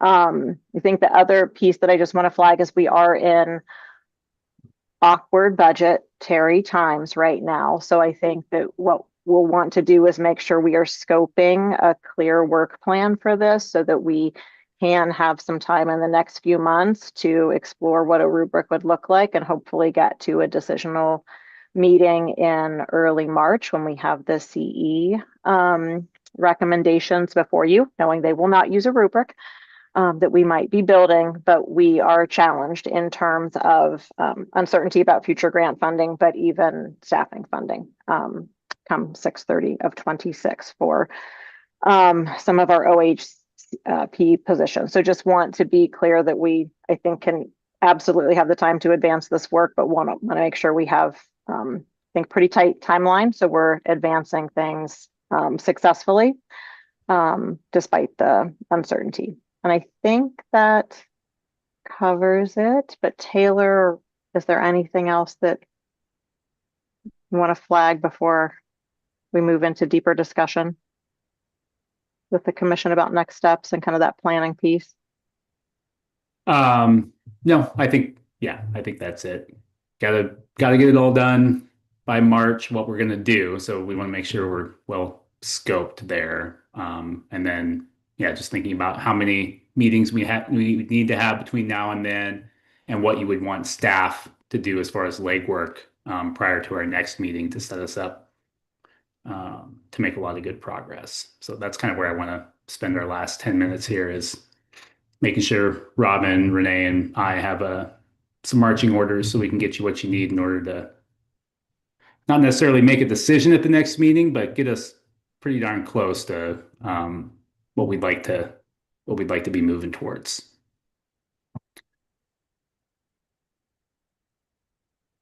And I have some thoughts on that front, but if commissioners have things you want to make sure we bring or consider, yeah, speak up now. Otherwise, I'll just start talking at you about what I think we ought to do.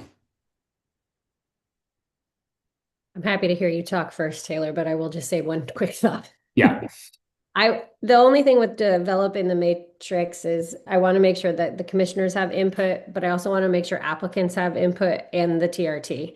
These are like the three components of people that will be using the matrix. I feel like would be important to get input from all three of those bodies. Yeah. So as far as engaging with the TRT, Sarah, do you have thoughts on how that could work? Like the best way as a commissioner you would like to see TRT individual members or them as a body have a voice in this process? I mean, I would be curious what other commissioners feel, but the TRT are the ones that are going through all these applications, doing the ranking. So I feel like it would be important for them to have input into what the criteria are. Or maybe, yeah, I think, Doug, what do you think? You've been at this longer. You're awfully quiet over there. Yeah, that's a problem. I've been at it too long, but I definitely think we need to hear their opinion.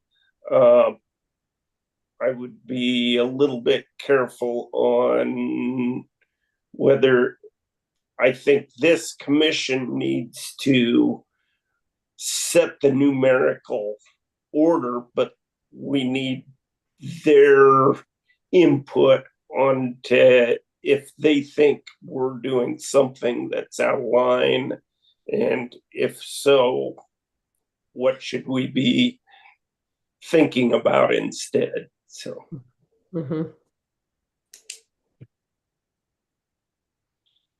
Laura? I would hope that if the commission with staff is able to add numbers in a way that's really clear, then the technical review committee should be able to execute that. I can imagine clarifying questions, but it seems like first we have to do the work up front to attach the numbers in a way that makes sense to the commission. Yeah, and I'll just say from a timing and capacity standpoint, Sarah, I do worry about trying to get TRT members at a commission meeting early in the new year. Just they're in the middle of reviewing all of these applications as volunteers on top of their day jobs. And I just worry it would be a big ask for what we've already asked a lot of. But if it's really important to the commission, we can figure out ways to engage them through the process. And Yeah, so it's something to think about because yeah, they're the ones ultimately that are going to be using the rubric. So it's a good point.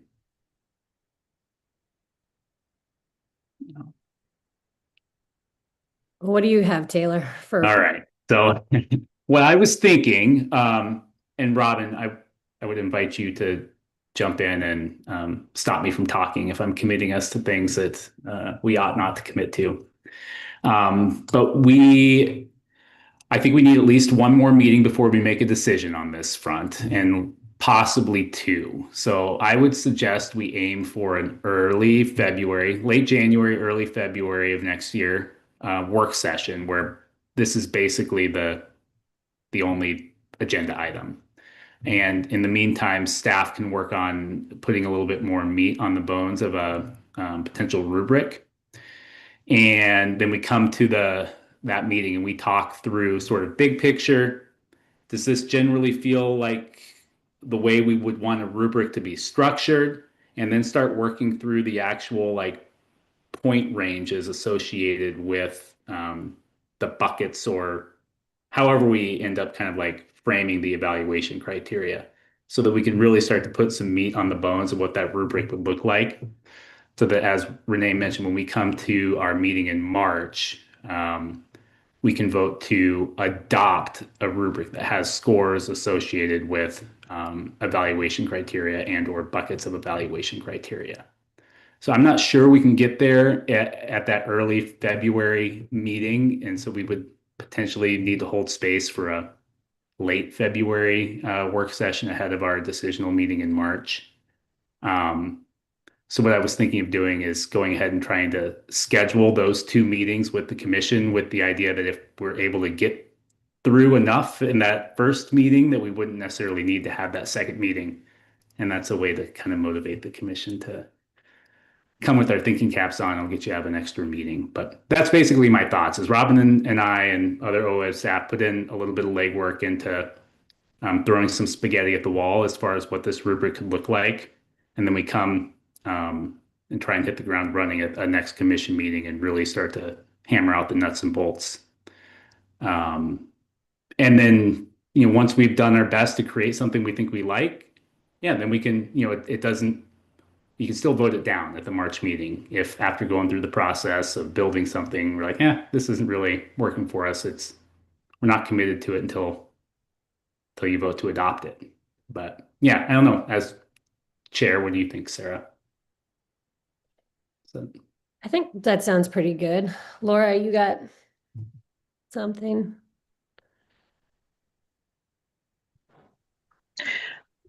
I was just gonna confirm that when you say throw spaghetti at the wall, you're talking about actually bringing us numbers attached to the criteria, or a range of numbers, or some options. I mean, I would like to see staff get as close as possible, so that then the commission can, well, ideally, get through it in one meeting.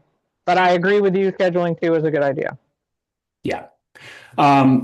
I think staff can totally go ahead and throw numbers onto those criteria, but it really is kind of spaghetti at the wall, Laura, because there's nothing in statute or rule to tell us what one criteria is weighted over another. And that's really where we need the commission to do some legwork, because that's not the job of staff.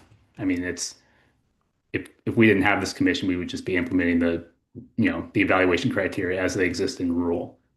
And so this is, by putting weights on them, that's something I think we can go ahead and throw some up there that we think might be in the range, but that's where we're going to want to focus our discussion, is like how important is this criteria versus other criteria. One thought I have on that, Taylor, is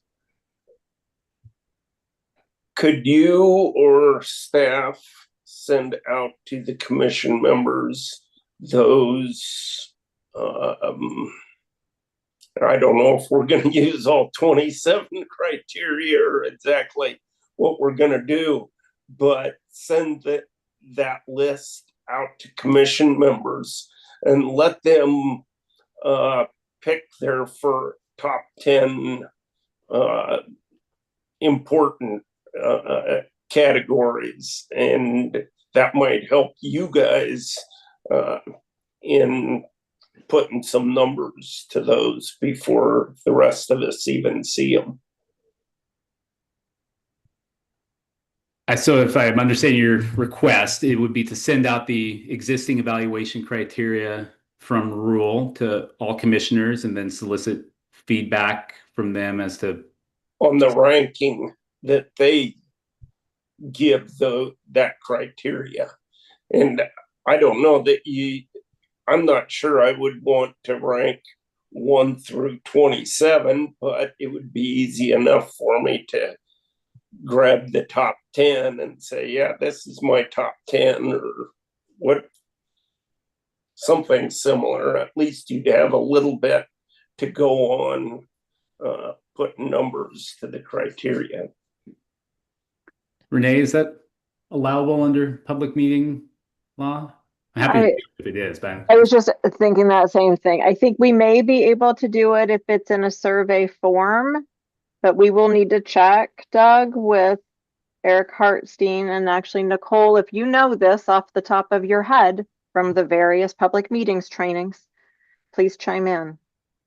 But things have evolved recently, Doug, in terms of what is and is not allowable outside of public meeting. Yeah, that's a great question. I would probably have to look into that, but I think an anonymous survey that we could pull together would be something that we can do, but it's not something that we cannot have any communications amongst each other about that. Amongst you all, actually. Staff is fine. Right. all right. So yeah, thanks for that direction, Doug. I'll work with staff to figure out the best way to solicit that feedback so it can work its way into I need to come up with something besides spaghetti at the wall. But our next draft version of the potential rubric for our February meeting.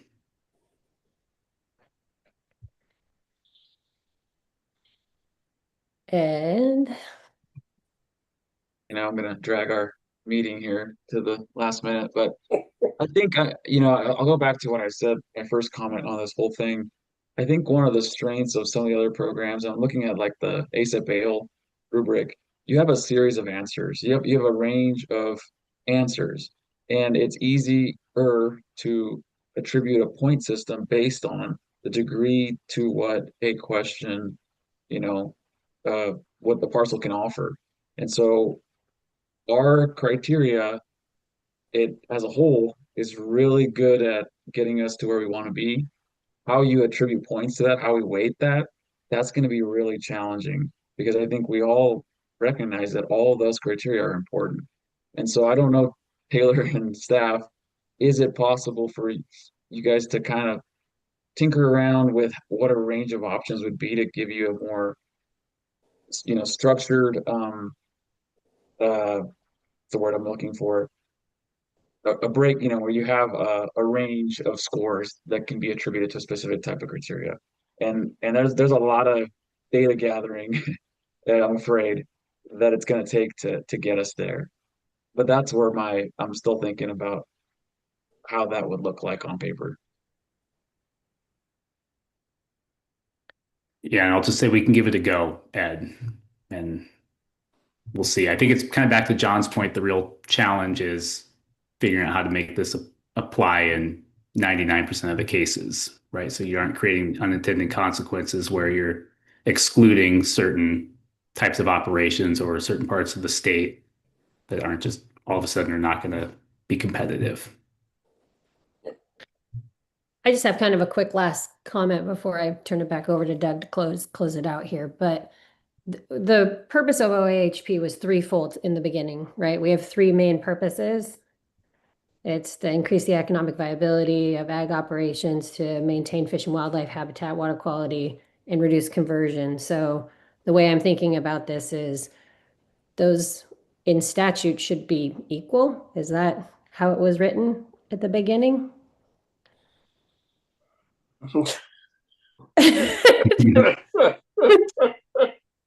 Mark. I take it. No answer for that. Yeah. No, Sarah, I can just, respond briefly to just say that when this question has come up in the past, we did some legislative research. There was no specific grounding for 1/3, 1/3, 1/3 per se. The assessment or the conclusion was this is a dual benefit program. Okay. There was nothing that said each one needs to be proportionally equal across the three that you described. No, this is just real quick. I've only been on this commission for a year now, but I'm learning. But I was just curious, how often have y'all had in-person meetings? I would like to shake some hands and meet people in person someday, but I didn't know how often you do that. So I'm just going to throw that out there and see what comes up. I think it's a good Doug question too. You can take that, Doug, and then close us out, perhaps. Okay, so Mark, I'm really glad you asked because I like in-person meetings more myself, but because of funding restraints, we've been trying to keep our in-person meetings to once a year. And what was it, February of last year? We had a meeting in Bend, and that was the meeting for 2025. And I don't know what Taylor is looking at for timing of a meeting here in 2026, but I'm going to guess he's probably looking in that March timeframe when you guys might be finalizing this up. So, yeah, I'll just say that usually we try and have those in-person meetings when we're making big funding decisions, and that's usually around the easement program.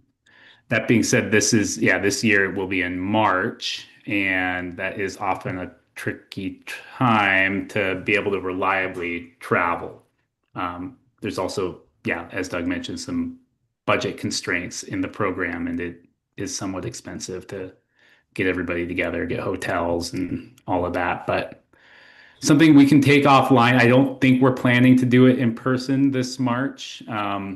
If there are some very strong feelings in the commission, let's raise them and we can see if we can troubleshoot it. But I just don't think it's necessarily in the cards this year with our current situation. Thank you. Okay. Taylor, do you have more instructions you want to give the commission? Please be responsive to emails over the next week or so. Like I said, I'm going to work on scheduling those 2 meetings for early 2026. And if we figure out we can poll the commission on sort of getting a general ranking of evaluation criteria or the importance of it, I'll go ahead and do that sooner than later as well. So Robin and I can get started on pulling something together for y'all to look at. Okay, so we're coming in to the end of our meeting. My clock says 3:03. I want to wish everybody a Merry Christmas. It's my last meeting as a commissioner, and I really appreciate the support I've had for leading this organization. And, it's been great. You never want to step down, but it's time. So thank all of you and have a Merry Christmas. Happy New Year. Before you get off, Doug, I'd like to just also, on behalf of the OWEB board, you've served on the OWEB board and other boards, but you were instrumental in getting this program off the ground. You've been a great advocate for it over time. Your leadership has been invaluable. Words can't express our appreciation for your service to this effort. So I think on behalf of the OWEB board, I can thank you very, very much for your dedicated service. So we appreciate it very much. Okay. Thanks, everyone. And let me just pile on as staff, Doug. I couldn't imagine the program without you, but I guess we're going to have to. So thank you so much for being a big part of it. And I also want to say this is Amanda's last meeting as a commissioner. Also, she's Oh. changing roles and stepping off of the tribal seat. And I want to give a big shout out and thank you to Amanda as well for maybe not quite as long of a service as Doug, but also just a very impactful, and really appreciate you bringing your perspective to the commission over the somewhat short time you've served on the board or on the commission. It's been really valuable. So thank you. Okay, meeting adjourned. Thank you.